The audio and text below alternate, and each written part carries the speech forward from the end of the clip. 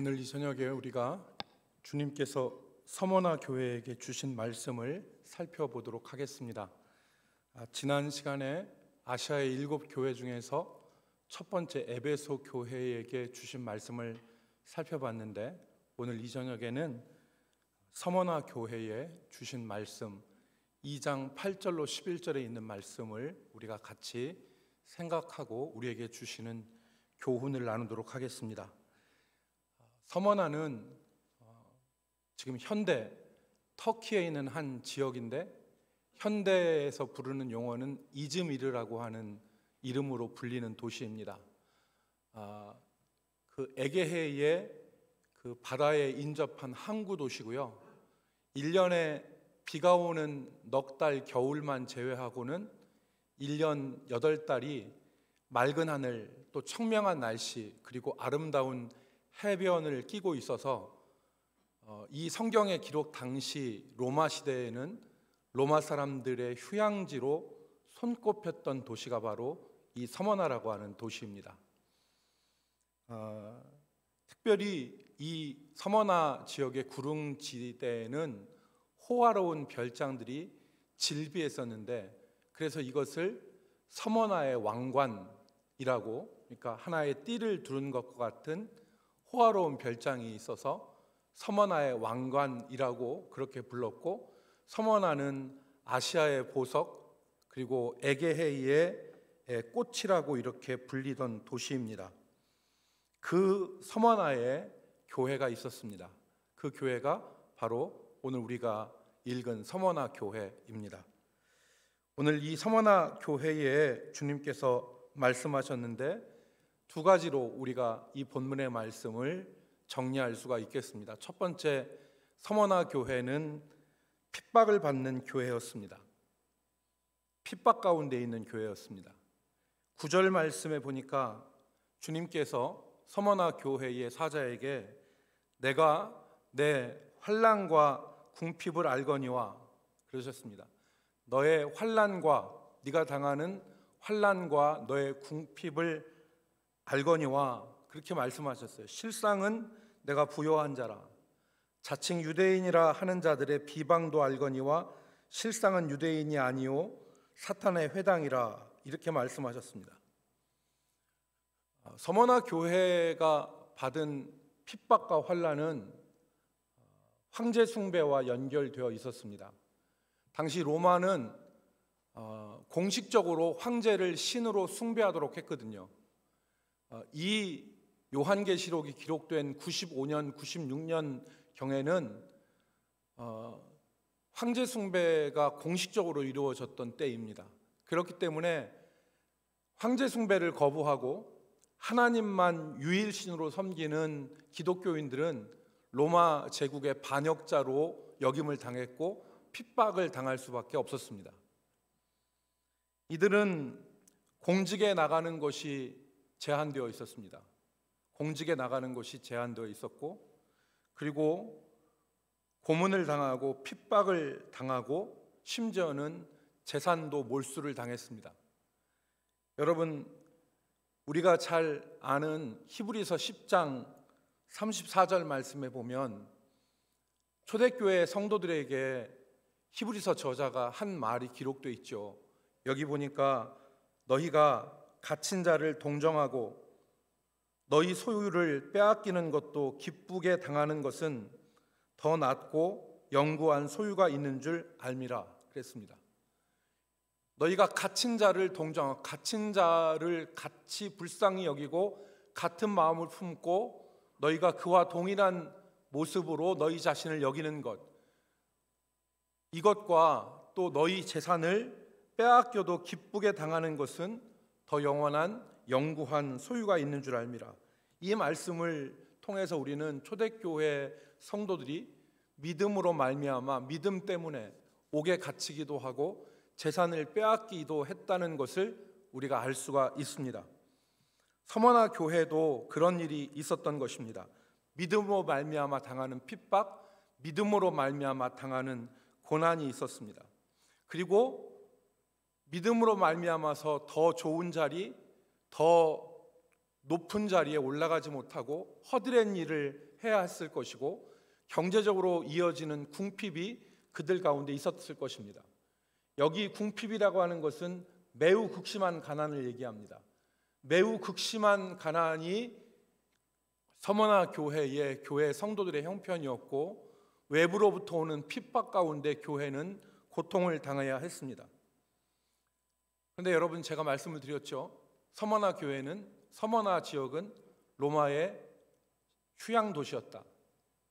돈 있는 사람, 권세 있는 사람들이 와서 돈을 흥청망청 쓰면서 보내는 그 부요한 도시에 서머나 교회 교인들은 궁핍한 가운데 살아야 됐던 것입니다. 그리고 여러 가지 박해와 고난 가운데 있었던 것이죠. 오늘날도 여러분, 이슬람 사회에서 예수를 믿고 신앙을 가지면 그 사람은 이슬람 사회에서 외톨이가 됩니다. 집안에서는 내놓는 사람이 되고 심지어는 집안에서 예수 믿는 사람을 친척들이 죽이기도 합니다. 왜냐하면 배교자이기 때문에. 오늘날 여러분, 중앙 나이지리아나 수단이나 아니면 파키스탄 같은 지역에 있는 그리스도인들은 언제 죽임을 당할지 모릅니다. 무슬림 테러단들이 예수 믿는 사람들을 가만두지 않습니다. 여러분, 혹시 유튜브 동영상에서 보셨는지 모르겠지만 예수 믿는다고 해서 사람들에 의해서 나뭇가지로 채찍질 당하고 불 붙여서 불 태워 죽이는 그러한 유튜브 방송을 보셨는지 모르겠지만 이슬람 사회나 이런 곳에서 예수 믿는다는 것은 정말 핍박을 각오하는 행동입니다. 그런 핍박에 있었고 오늘날도 중국과 이란과 그리고 인도네시아 같은 지역에서는 단지 예수님을 전하기만 하면 오랜 세월 옥살이를 해야 되는 핍박을 각오해야만 합니다. 지금 그러한 상황이 우리 이 나라가 우리 선조들의 피값으로 우리가 자유롭게 신앙생활하고 우리가 편안하게 신앙생활하지만 세계 도처에는 목숨을 내놓고 수많은 핍박과 고난을 감내하면서 예수를 믿는 사람도 있다는 것을 우리가 기억을 해야 됩니다. 오늘 서머나 교회가 그랬던 것입니다. 그런 환난과 궁핍 가운데 서머나 교회가 있었는데 주님이 내가 너의 환난과 궁핍을 안다 그러셨습니다. 육신적인 눈으로 보면은 세상의 번영의 관점에서 본다면 서머나 교회는 지지리도 연약한 교회입니다. 변변한 인물 하나 없는 그런 교회였고 하나님의 축복을 받지 못한 교회, 그리고 참으로 볼 것 없는 교회가 서머나 교회였습니다. 정말 미약한 교회가 서머나 교회였습니다. 그렇지만 주님의 판단은 달랐죠. 오늘 서머나 교회를 향하여 내가 내 환난과 궁핍을 안오니 실상은 네가 부요한 자라. 실상은 네가 부요한 자라. 결코 네가 가난하지 않다. 결코 가난하지 않고 부요하다. 서머나 교회의 부요함에 대해서 주님이 말씀하신 것입니다. 여기서 주님이 말씀하신 실상은 영적인 실상입니다. 뒤에 보겠지만 3장 17절에 보면 7교회 중에서 마지막 교회인 라오디게아 교회는 나는 부자요 부요한 자라. 나는 부요하고 부자여서 부족한 것이 없다. 라오디게아 교회 교인들은 스스로 자기가 부자라고 그랬어요. 나중에 살펴보겠지만 라오디게아 근처에는 금이 났고 여기에는 정말 유명한 안약이 그 당시에 생산자였기 때문에 수많은 안질에 걸린 사람들이 라오디게아에서 생산하는 안약을 샀습니다. 그리고 옷감이 여기서 수출이 됐기 때문에 라오디게아 교회는 부요하고 부족함이 없고 부자였습니다. 그런데 예수님께서 하시는 말씀이 있죠. 라오디게아 교회에게 나는 부자라 부요하여 부족한 것이 없다고 하는 라오디게아 교회를 향하여서 너의 가난한 것과 가련한 것과 헐벗은 것과 눈먼 것과 그리고 곤고한 것을 네가 알아라. 여러분, 지금 주님은 우리가 읽은 이 구절에서 실상이란 말을 2번 반복하셨습니다. 실상은 네가 부요한 자라. 그리고 다른 하나의 실상은 영적 실상에 대해서 계속 말씀하시는데, 유대인들의 비방을 알거니와 실상은 유대인들이 아니라 사단의 회당이라. 실제는 사단의 회당이라. 서머나에는 발달한 도시답게, 발달한 휴양 도시답게 많은 유대인들이 살고 있었습니다. 그런데 이 유대인들이 조직적으로 교회를 박해를 했습니다. 당시에 어떤 식으로 박해를 했냐면, 유대인들이 기독교인들을 향하여서 자기 자식을 물에 익사시켜서 그 자식의 인육을 뜯어먹는 사람들이 그리스도인이라고 그랬습니다. 이게 세례와 성찬식을 악의적으로 틀어서 거짓말을 만든 것이죠. 자기 자식을 물에 익사시켜서 그 자식의 인육을 뜯어먹는 아주 괴물들, 그게 그리스도인들이라는 거예요.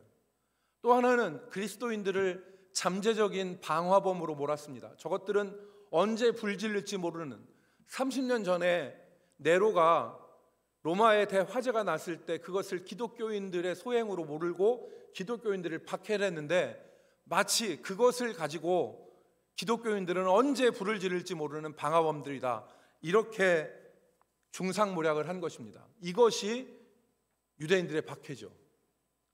여러분, 이 요한계시록 기록된 시기가 95년 내지 96년이라고 제가 말씀을 드렸잖아요. 그런데 약 60년 후에 이 서머나 지역을 다스렸던, 서머나 지역을 목회했던 폴리갑이라고 하는 교부가 있었습니다.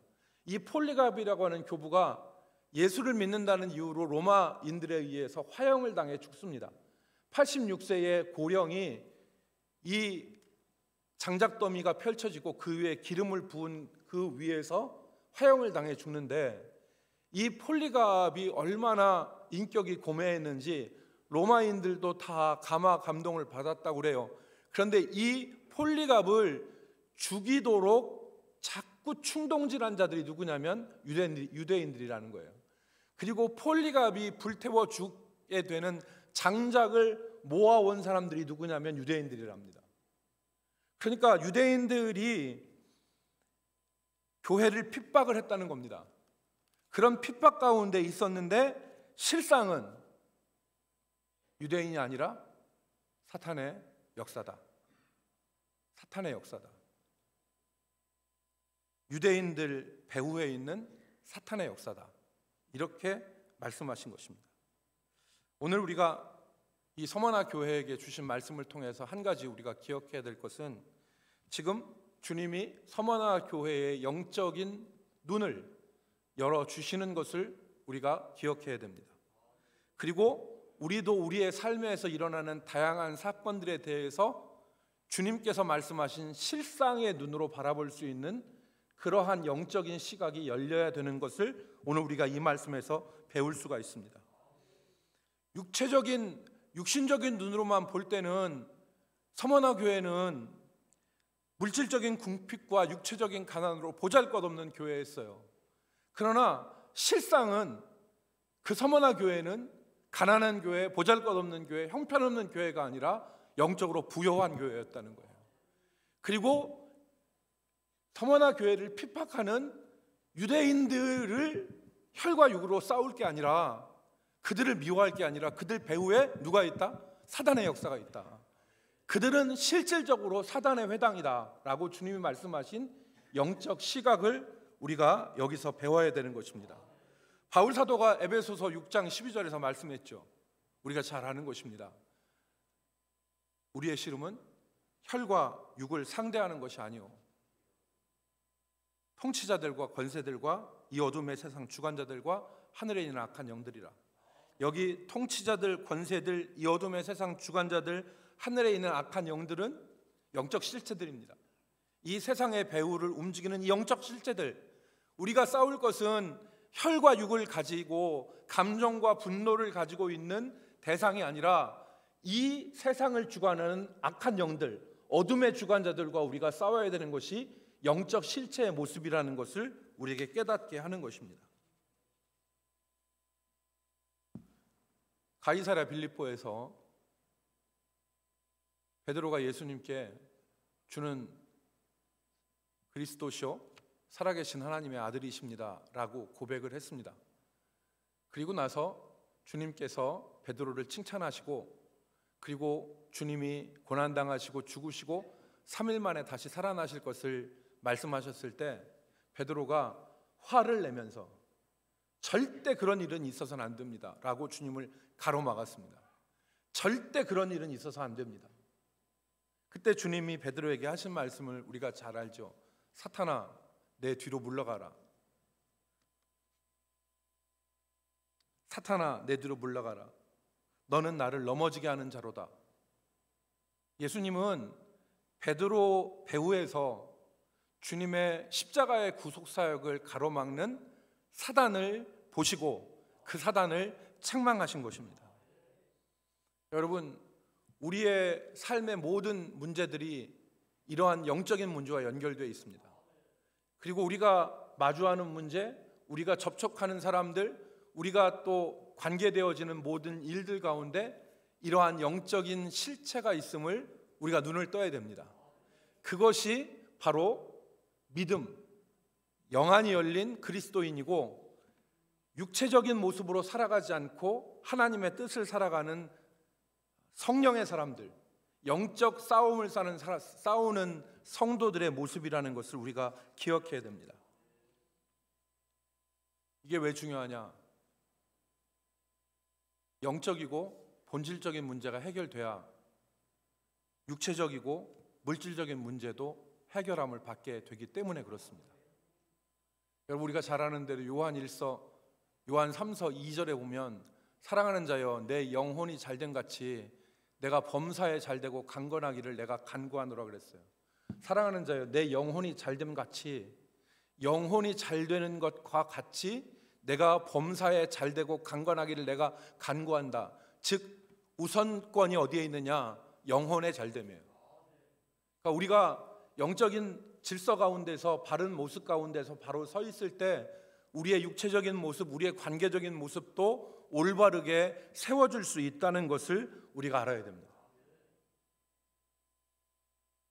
여러분, 창세기에서 야곱이 자기 형 에서와 갈등을 벌이죠.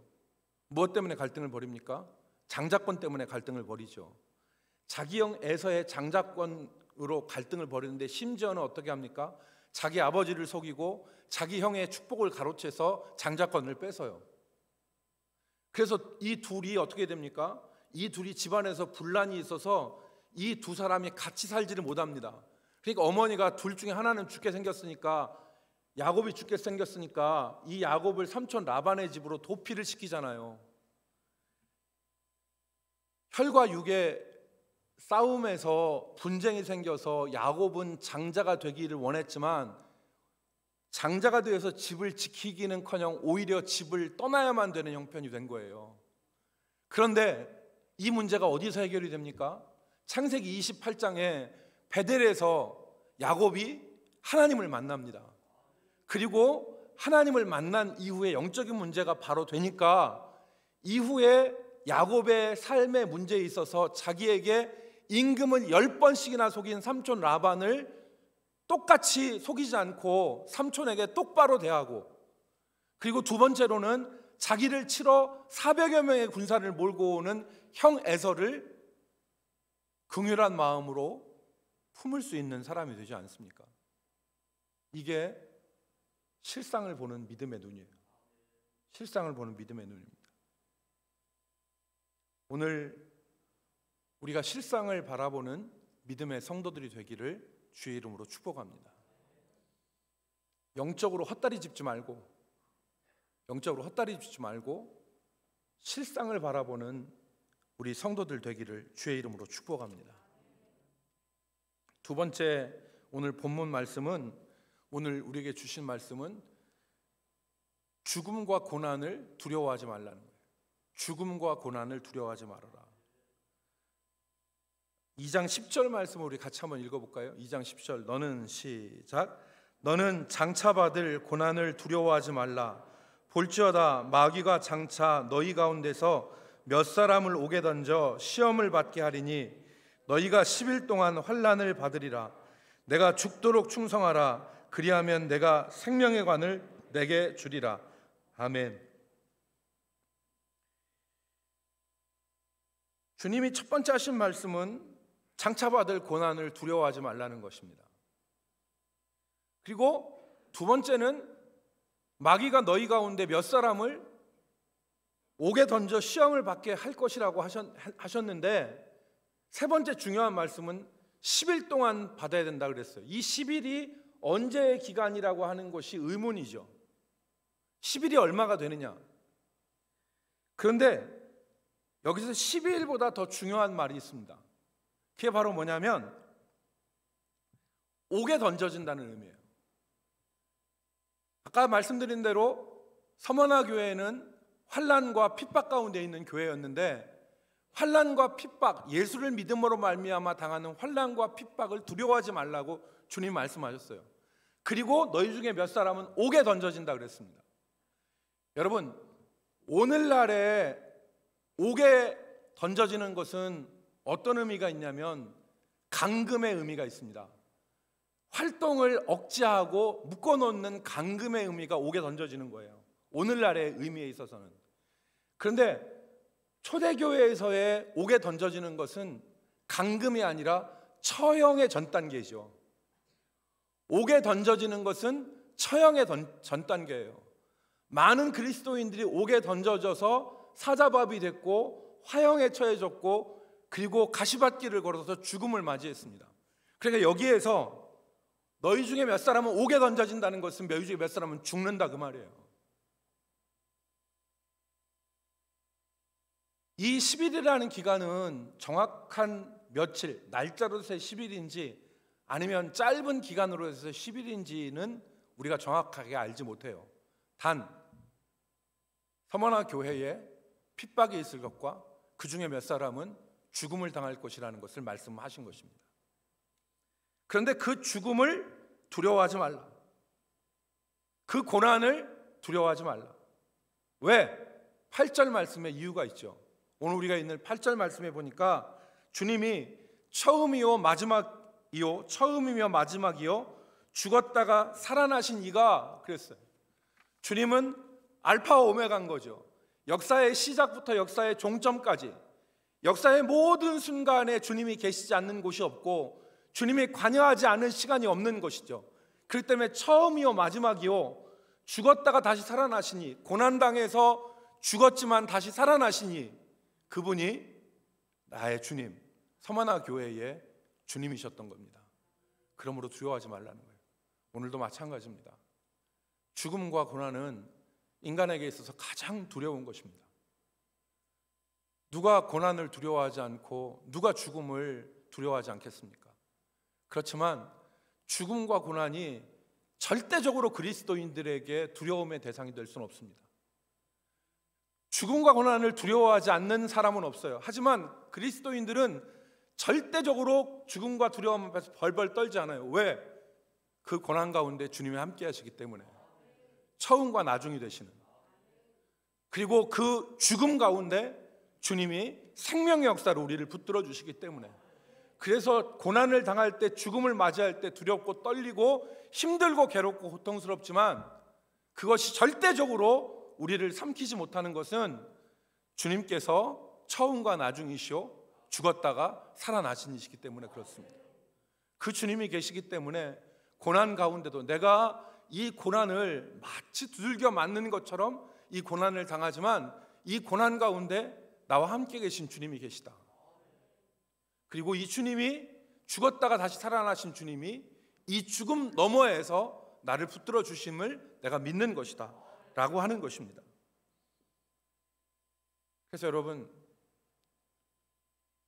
우리가 살면서 많은 환난과 고난을 당하지만 그 환난과 고난 가운데서 두려워하지 마십시오. 우리 주님이 우리를 붙들어 주십니다. 그리고 정말 죽을 것 같고 다 끝난 것 같지만 주님 붙잡고 주님 동행하면 그 고난 가운데서 생명의 손으로 우리를 붙들어 주시는 그 주님의 역사를 느낄 수 있습니다. 오늘 마지막 절에서 이 핍박과 고난 가운데서 이기는 자는 그랬어요. 이기는 자는 둘째 사망의 해를 받지 아니하리라 그랬습니다. 주님의 약속이죠. 이기는 자는 무슨 해를 받지 않는다? 둘째 사망의 해를 받지 않는다. 첫째 사망은 여러분, 둘째 사망은 요한계시록 20장에 21장에 3번 단어가 나오거든요. 그런데 이 둘째 사망은 첫째 사망의 다음 거예요. 첫째 사망이 뭐냐? 우리의 육체적인 죽음이에요. 우리의 육체에서 영혼이 분리되는 것입니다. 그래서 하나님의 창조 섭리 따라서 흙으로 우리 육체를 지으신 주님께서 그 코에 생기를, 영혼을 불어넣으시니 사람이 생명, 살아있는 존재가 된 것입니다. 그런데 죽음을 맞이해서 우리 육체에서 영혼이 떠나가면 이 육체는 어디로 돌아가요? 흙으로 돌아가요.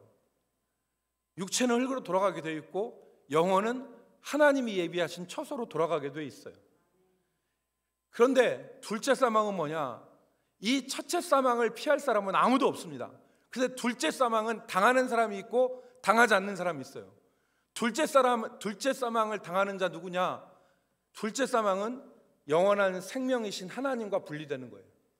첫 번째 사망이 우리 육체에서 영혼이 분리되는 거라면, 둘째 사망은 영원한 생명의 근원이 되시는 하나님과 분리되는 거예요. 그래서 여러분 요한계시록 20장을 한번 보시기 바랍니다.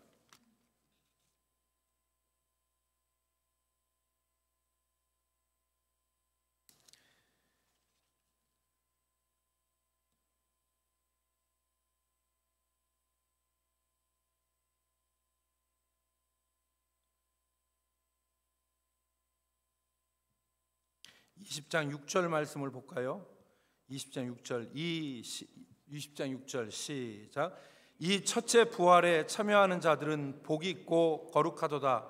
둘째 사망이 그들을 다스리는 권세가 없고 도리어 그들이 하나님과 그리스도의 제사장이 되어 천년 동안 그리스도와 더불어 왕노릇하리라. 아멘. 여러분 또 밑으로 내려가셔서 10절 말씀을 보겠습니다. 10절 같이. 또 그들을 미혹하는 시작. 또 그들을 미혹하는 마귀가 불과 유황못에 던져지니 거기는 그 짐승과 거짓 선지자도 있어 세세토록 밤낮 괴로움을 받으리라. 아멘. 14절 말씀 읽겠습니다. 14절. 사망과 시작. 사망과 음부도 불못에 던져지니 이것은 둘째 사망 곧 불못이라. 자,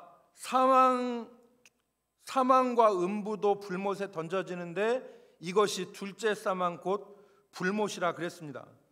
그러니까 여러분, 그리고 나서 21장 8절에 가면 이 둘째 사망에 들어가는 자들이 기록이 되어 있죠. 21장 8절. 그러나 시작.